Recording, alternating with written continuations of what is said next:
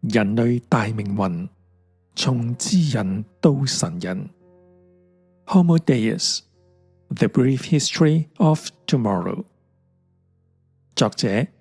Yuval Noah Harari，譯者林俊宏，出版社天下文化，出版日期2017年1月。第一章：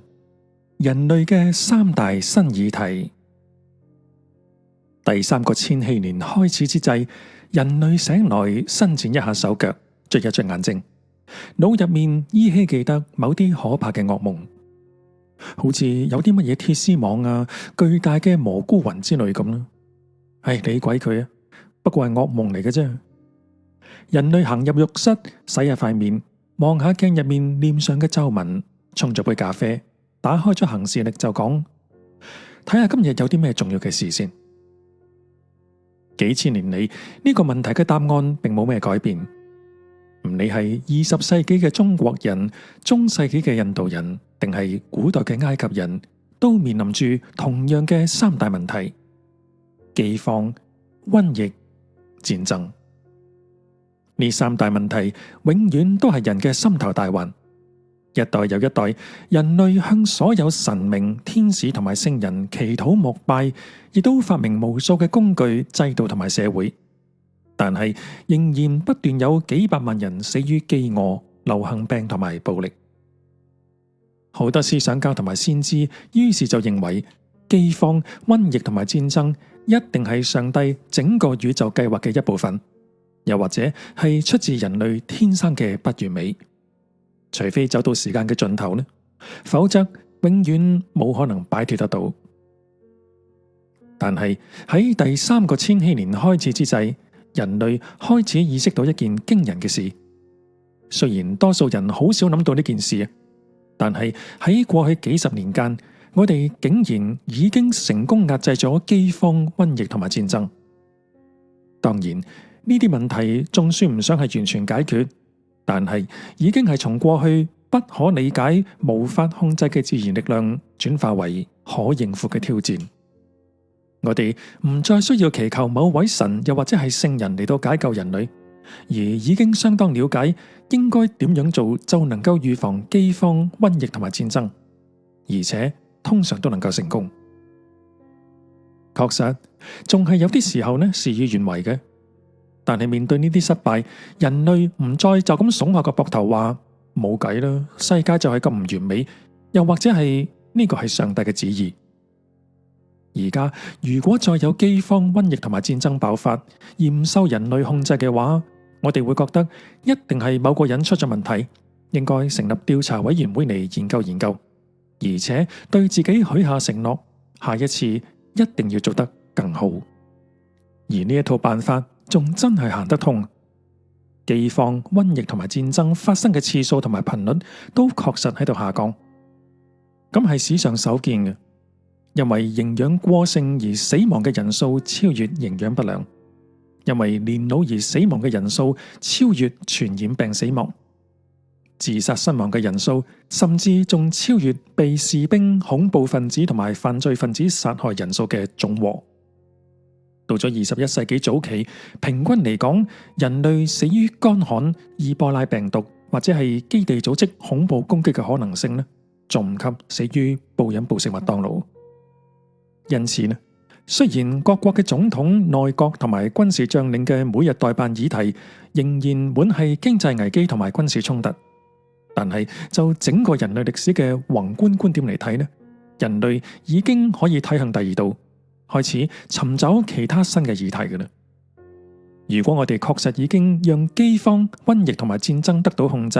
咁乜嘢將會取而代之，成為人類最重要嘅新議題呢？就好似消防員忽然聽講話唔會再有火災咁，人類到咗21世紀就要自問一個前所未有嘅問題：我哋跟住嚟要做乜嘢呢？整個世界已經係咁健康、繁榮又和諧，我哋應該將注意力同埋創造力投到乜嘢嘅事情上邊呢？而因為生物科技同埋資訊科技為人類帶嚟強大嘅新力量，呢個問題亦都變得加倍迫切。手上有咗呢啲力量，究竟應該點樣運用呢？要回答呢個問題之前，我哋對於饑荒、瘟疫同埋戰爭呢，仲要講多幾句。好多人可能會認為講呢啲問題已經得到控制係非常離譜、天真，又或者係麻木不仁嘅講法。唔係仲有幾十億人每日淨係有唔夠$2過日子咩？非洲唔係仲係同艾滋病對抗緊咩？敘利亞同埋伊拉克唔係亦都淨係有戰爭喺度肆虐緊咩？要回答呢啲問題，我哋得要先更仔細咁睇下21世紀初嘅世界。至於探索未來幾十年嘅新議題，我哋之後再講。生物貧窮線。首先講下饑荒，喺呢幾千年嚟一直係人類最大嘅敵人嚟嘅。甚至喺冇耐之前，大多數人仍然只係活喺生物貧窮線嘅邊緣，再低一啲呢，就會落入營養不良同埋飢餓嘅狀態。只要發生一啲小失誤呢，又或者係單純有啲運氣唔夠好，好有可能就等於將整個家庭或者係村莊判咗死刑。如果一場大雨沖毀咗你嘅麥田，又或者強盜搶走咗你養嘅羊群呢，咁你同親人可能就會餓死。如果係集體嘅愚蠢行徑，又或者係不幸呢，咁就會導致大規模嘅饑荒。喺古埃及或者係中世紀印度，如果碰到嚴重嘅乾旱，咁唔少見啦。好多時一下子總人口就會有5%到10%撒手人寰。遇上乾旱就會出現糧食短缺啦，救援運輸又太過遲緩，成本亦都太高，冇辦法進口足夠嘅食物，而且政府亦都太過疲弱，無力挽救局面。隨便翻開邊本歷史書都好啦，幾乎都會讀到饑荒嘅慘況，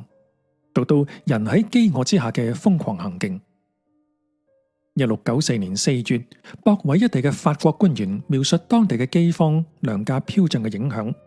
佢哋話自己嘅管轄地方呢，處處都係無數可憐嘅靈魂，飢弱無力，匱乏而亡。冇工作就冇錢買麵包果腹，為求苟延殘喘，稍解飢餓呢，呢啲可憐嘅人以不潔之物為食，好似死貓，又或者係以剝皮而投入糞堆嘅死馬。仲有人食嘅，則係宰殺牛隻流出嘅血，仲有廚師抌到街上嘅內臟。其他可憐嘅人，則係食蕁麻、雜草、樹根、藥草，全部喺水入邊煮成一鍋。法國各地都出現咗類似嘅景象。由於前2年氣候不佳，整個王國嚴重欠收。到咗1694年春天，糧倉已經完全見底。有錢人設法囤積糧食，以天價出售，而窮人則係大批餓死。從1692年到1694年間，法國大約有280萬人餓死，大約佔總人口嘅15%。與此同時，太陽王路易14仍然喺凡爾賽宮與眾加菲妾歌舞升平。隔一年嘅1695年，飢餓襲擊愛沙尼亞，人口損失達到1/5。1696年，則係喺芬蘭肆虐，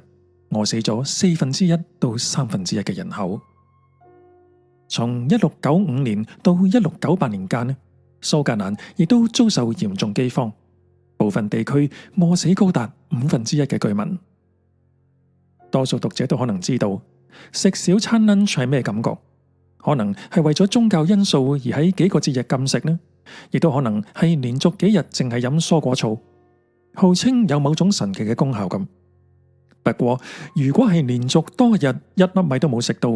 而且連下一餐喺邊都唔知，又係咩感覺呢？今日大多數人從未經歷過呢一種痛苦嘅煎熬，但係好遺憾，我哋嘅祖先對此再清楚不過。喺佢哋向神高呼拯救我哋脫離饑荒嗰陣，心入面正係嗰種感覺。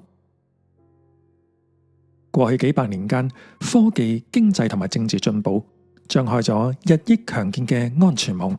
將人類同生物貧窮線隔開。雖然時不時仍然有大規模嘅饑荒，但係只能夠算係特例，而且幾乎都係因為政治因素而唔係自然災害所致。世界上已經唔再有自然造成嘅饑荒，而只有政治造成嘅饑荒。如果而家仲有人喺敘利亞、蘇丹同埋索馬利亞餓死呢，罪魁禍首其實係嗰啲政客。喺全球大部分地區，而家就算冇嘢做，成份身家冇晒，亦都唔太可能活活餓死。私人保險、政府機構同埋國際非政府組織可能冇辦法令佢哋脫離貧困，但係至少能夠提供足夠嘅熱量，讓佢哋生存落去。全球貿易網絡甚至仲能夠將乾旱同埋洪災轉為商機，亦都能夠又快又平咁克服糧食短缺危機。就算整個國家遭到戰爭、地震或者係海嘯摧殘都好啦，國際間嘅緊急援助通常都仲係能夠成功避免大範圍嘅饑荒肆虐。雖然每日仍然有幾億人陷於饑餓，但係大多數國家已經好少有人真正餓死㗎啦。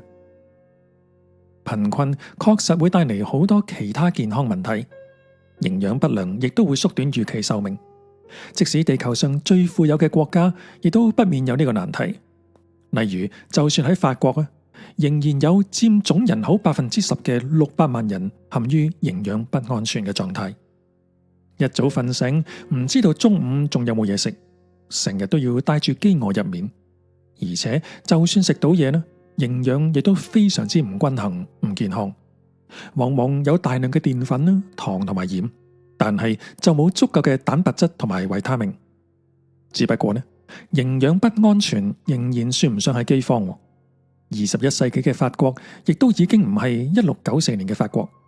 就算喺博韋或者係巴黎最差嘅貧民窟，而家亦都唔會發生幾個禮拜冇得食而餓死人嘅情形。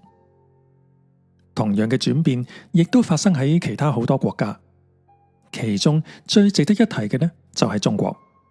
從皇帝到紅色共產，幾千年嚟各個輪替嘅中國政權都曾經遭到饑荒肆虐。幾十年前，中國仲係曾經係糧食短缺嘅代名詞。喺大躍進呢一場災難當中，幾百萬中國人活活餓死，而且當時專家亦都總係不斷預測呢個問題只會繼續惡化。1974年，第一次世界糧食會議喺羅馬召開。各國代表聽到仿若世界末日嘅前景，專家話俾佢哋聽，中國絕無可能養活10億人口，呢個人口最多嘅國家正走向災難。但事實上，中國卻係邁向咗歷史上最大嘅一場經濟奇蹟。自1974年以嚟，雖然仍然有幾億人深深苦於匱乏同埋營養不良，但係亦都已經有幾億嘅中國人擺脫貧困。咁係史上首次，中國唔再受到饑荒之苦。事實上，現在嘅大多數國家真正遠遠更嚴重嘅，並唔係饑荒，反而係飲食過量。喺18世紀，據稱法國皇后瑪麗安東尼曾經向受餓嘅民眾話：如果冇麵包食，點解唔食蛋糕呢？但係今日嘅窮人真係咁啊！現今住喺比華利山莊嘅有錢人食生菜沙律、清蒸豆腐助紅禮，而住喺貧民窟又或者係貧民區嘅女仔，則係大口大口食住美國國民零食 Twinkie 蛋糕、奇多、漢堡同埋披薩。2014年，全球體重過重嘅人超過21億，相較之下，營養不良嘅係8億5千萬。預計到咗2030年，全球會有半數人體重過重。2010年，饑荒同埋營養不良合計奪走咗約100萬人嘅性命，但係肥胖卻讓300萬人命喪黃泉。看不見的艦隊，繼饑荒之後，人類嘅第二大敵呢係瘟疫同埋傳染病。由川流不息嘅商人、官員同埋朝聖者所連結起嚟嘅繁華城市，既係人類文明嘅基石，亦都係病菌滋生嘅溫床。於是住喺古雅典或者係中世紀佛羅倫斯嘅民眾都心裏有數，可能忽然間生病，短短1個禮拜就過世，亦都可能有某種流行病突然爆發，一下子帶走佢哋整個家庭。最有名嘅一次流行病呢，就係黑死病，始於1330年代嘅東亞或者係中亞某處，棲息喺跳蚤身上嘅鼠疫桿菌開始透過跳蚤叮咬而感染人類。呢一批瘟疫大軍乘住老鼠同埋跳蚤，迅速蔓延全亞洲、歐洲同埋北非，唔夠20年就已經抵達大西洋沿岸。當時嘅死亡人數大約喺7500萬到2億人之間，超過歐亞大陸人口嘅1/4。喺英國，每10個人就有4個人死亡，人口從瘟疫前嘅370萬降到瘟疫後嘅220萬。佛羅倫斯嘅10萬居民亦都有5萬人不幸殞命。面對呢一場災難，各國行政當局完全束手無策，淨係安排咗大型嘅群眾祈禱同埋遊行，卻完全唔知道點樣阻止疫情蔓延，更加唔使講話要治癒疾病。喺近代之前，人類認為會生病呢係因為空氣唔好、惡魔心懷不軌，又或者係神明發怒咁。從來冇諗過有細菌同埋病毒存在，人好容易相信有天使或者係仙女，但係就無法相信淨係一隻小小嘅跳蚤或者係一滴水就可能帶住如同整批艦隊咁嘅致命掠食者。黑死病既唔係單一事件，甚至亦都唔係歷史上最嚴重嘅瘟疫。曾經有更大嘅災難隨住第一批歐洲人嘅腳步而嚟，襲擊咗美洲、澳洲同埋太平洋島嶼。呢啲歐洲探險家同埋移民並唔知道，自己身上帶住當地居民缺乏免疫力嘅傳染病，造成當地居民高達90%因此喪命。喺1520年嘅3月5日，一小群西班牙艦隊離開古巴，前往墨西哥。呢啲船上載住900名西班牙士兵、馬、槍支以及幾名非洲奴隸。其中一名奴隸艾灰雅身上帶住另一項遠遠更為致命嘅貨物。艾灰雅自己毫無所知，但係喺佢嘅幾兆個細胞入面，有一個正在滴答作響嘅生物定時炸彈——天花病毒。艾灰雅登陸墨西哥之後，病毒開始喺佢身體內指數式咁增殖，最後終於喺全身皮膚迸發出可怕嘅疱疹。艾灰雅高燒不退，被帶到新波亞蘭鎮一個美洲原住民嘅屋企，喺床上休息。佢感染咗呢一家人，呢一家人又感染咗鄰居。短短10日，新波亞蘭鎮就成為咗一片墓地。難民倉皇逃出，又將天花從新波亞蘭鎮傳到鄰近嘅城鎮。小城鎮一一陷落，無一幸免。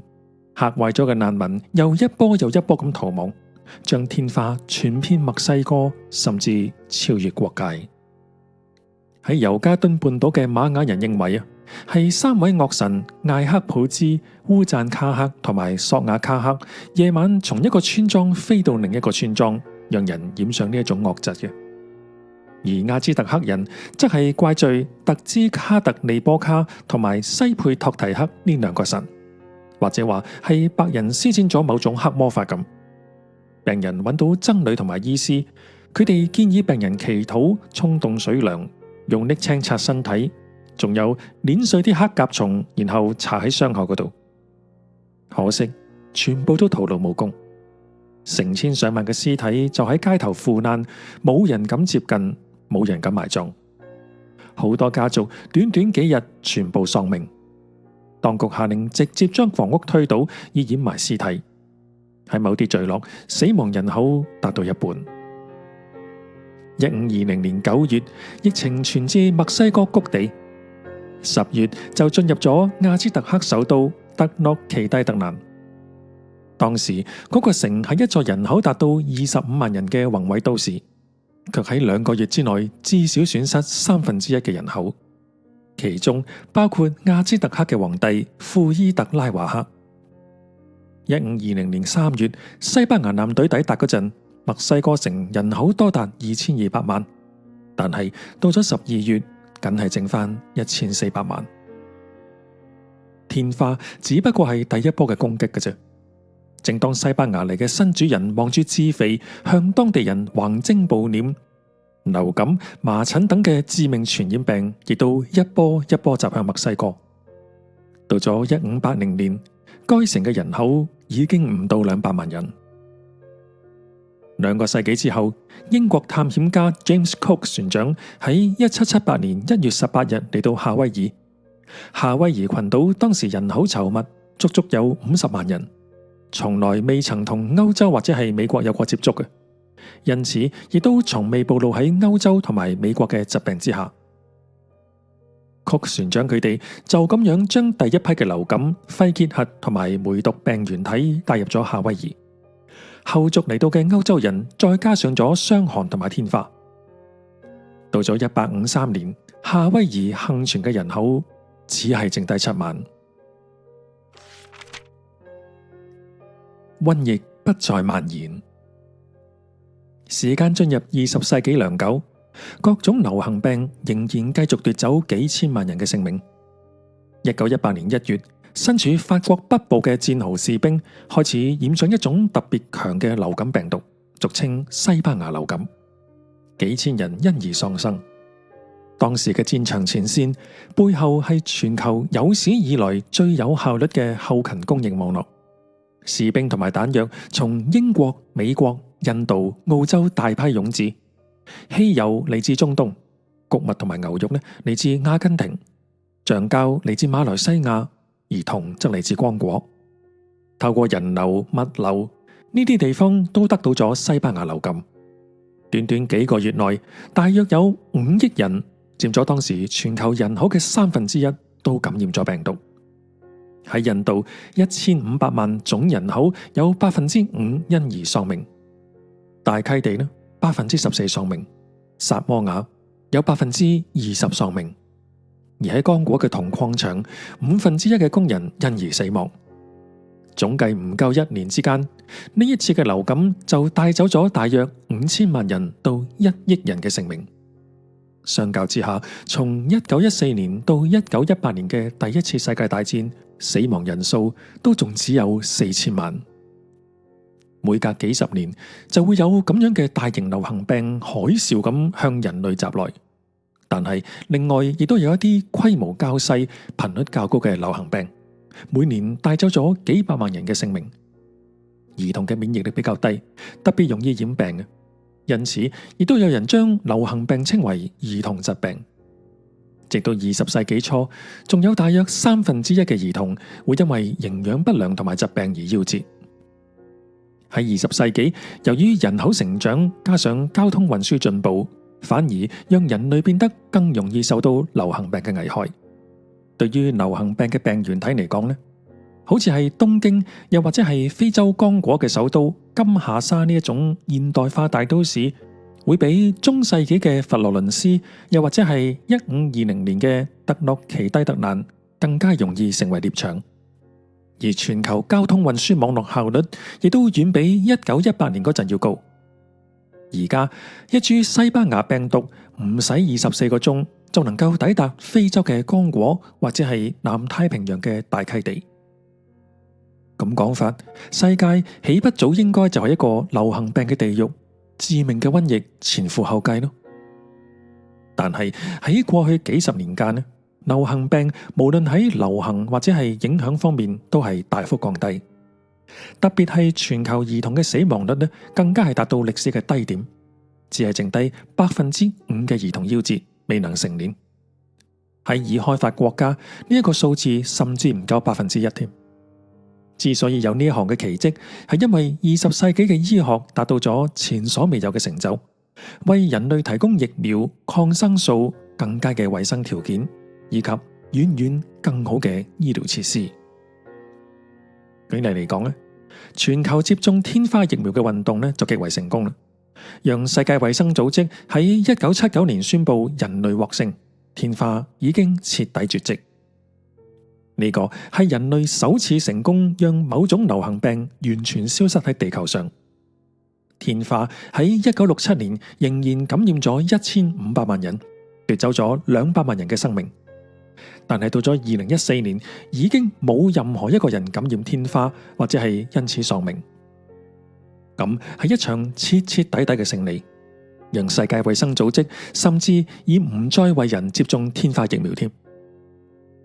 每隔幾年，總有人警告可能又將會爆發重大疫情嘅，好似係2002年至2003年嘅 SARS 啦，2005年嘅禽流感，2009年至到2010年嘅豬流感，以及2014年嘅伊波拉病毒咁。好彩靠住有效嘅因應措施，疫情影響嘅受害人數都只係相對少數。以 SARS 為例，原本人心惶惶，擔心成為新一波嘅黑死病，但係最後喺全球造成嘅死亡人數都唔夠1000人，疫情就已經平息。西非嘅伊波拉疫情爆發之後，原本似乎係逐漸失控。世界衛生組織亦都喺2014年9月26日將呢一批疫情稱為近代所見最嚴重嘅公共衛生緊急事件。就算係咁，疫情都仲係喺2015年初得到控制。到咗2016年嘅1月，世界衛生組織宣布疫情已經平息。伊波拉共感染咗3萬人，其中11000人喪命，整個西非遭受重大經濟損失。人心嘅焦慮就好似震波咁傳遍世界各地。只不過呢，伊波拉嘅疫情一直控制喺西非，死亡人數遠遠不及西班牙流感或者係16世紀嘅墨西哥天花疫情。艾滋不再滋長。喺過去幾十年間，或者艾滋病嘅應對呢，可以話係最大一場嘅醫療失靈。但就算係呢一場悲劇呢，而家睇嚟呢，仍然可以話係進步嘅象徵。自從1980年代初艾滋疫情首次大爆發，已經有超過3000萬人因此喪生，另外仲有幾千萬人深受身心煎熬。艾滋病呢一種新傳染病特別狡猾，好難摸清頭緒對症下藥嘅。如果感染天花，病人幾日之內呢就會喪命，但係 HIV 陽性嘅病人卻可能有長達幾個禮拜甚至幾個月嘅空窗期。表面睇嚟呢健健康康，卻可能喺不知情嘅狀況之下繼續感染他人。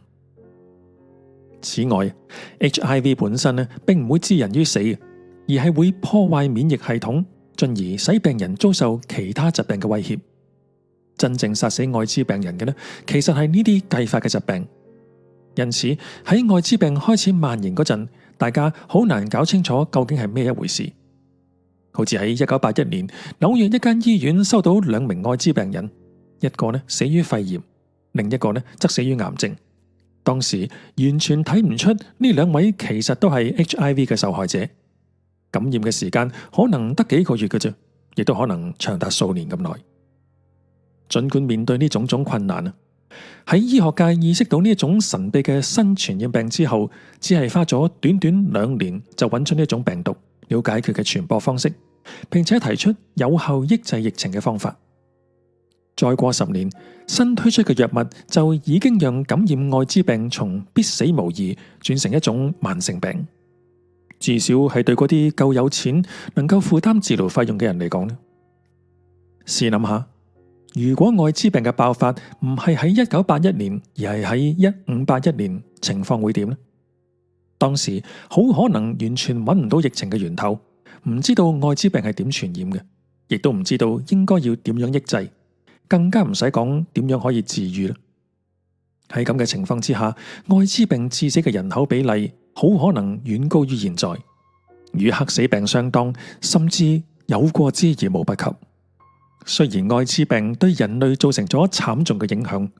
另外好似瘧疾呢一種歷史已久嘅流行病，亦都每年取走咗幾百萬人嘅人命。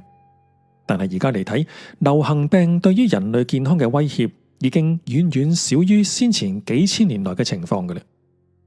而家絕大多數人係死於非傳染性疾病，好似係癌症啊、心臟病，或者根本就係自然老死咁。癌症同埋心臟病當然唔係啲咩新疾病啦，自古以來一直都存在嘅，只係古人平均壽命較短，仲嚟唔切死於呢2種疾病嘅啫。好多人擔心呢，咁樣只係暫時嘅勝利，害怕黑死病一定有邊一個近親正匿喺黑暗嘅角落蠢蠢欲動。冇人能夠保證唔會再有一場瘟疫席捲世界，但係我哋有好好嘅理由相信，喺醫生同埋細菌嘅軍備競賽之中，醫生係跑喺前面嘅一方。會出現新嘅傳染病，主因係病原體基因組發生突變，令到病原體能夠從動物跳到人類，能夠打敗人體免疫系統，或者係對抗生素之類嘅藥物產生抗藥性。現今由於人類對環境嘅劇烈影響，呢一種突變嘅發生同埋傳播都可能比以往更快。不過呢，喺對抗醫學嗰陣，病原體唯一嘅靠山呢，只係盲目嘅運氣嘅啫。而醫生呢邊就唔係啦，佢哋靠嘅絕對唔單止係運氣。雖然科學亦都有好多運氣嘅成分，但係醫生唔係隨隨便便咁將唔同嘅化學物質抌入個試管嗰度，希望有一日咁啱製造出新嘅藥過嚟嘅。佢哋係每年累積更多更好嘅知識，並用嚟設計出更有效嘅藥物同埋療法。因此，雖然我哋可以預見喺2050年必然會有更多具抗藥性嘅細菌，但係到時候嘅醫學呢，亦都好有可能比今日更加能夠解決呢啲問題。2015年，醫生宣布發現一種全新嘅抗生素 Tazobactam， 目前細菌對佢呢尚無抗藥性嘅。已經有一啲學者認為啊，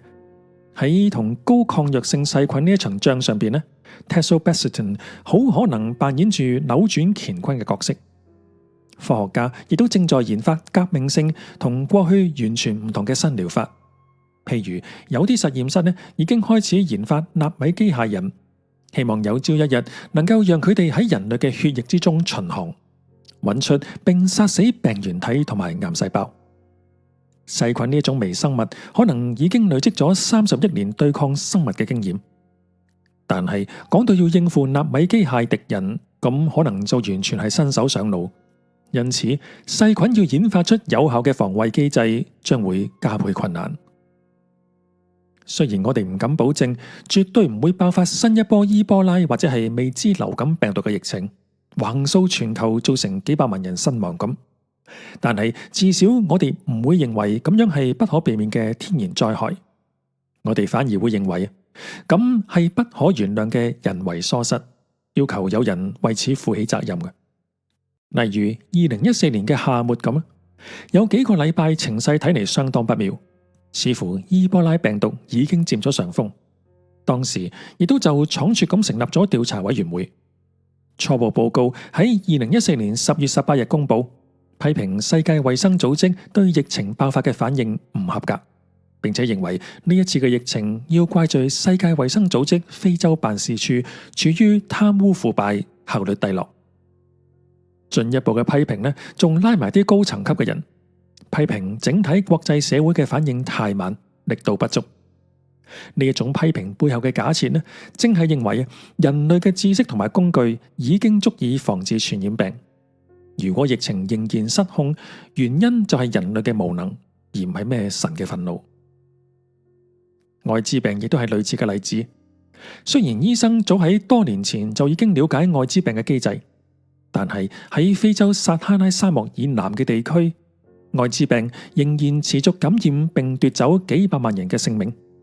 而家我哋亦都會將佢睇成係人為疏失，而唔係啲乜嘢命運太過殘酷。所以喺呢一場例如艾滋病同埋伊波拉病毒嘅自然災害嘅鬥爭之中呢，睇嚟人類就佔咗上風。但係如果係人性自己帶嚟嘅危險呢？生物科技讓我哋能夠打敗細菌同埋病毒，但係同時亦都讓人類自己陷入前所未有嘅威脅。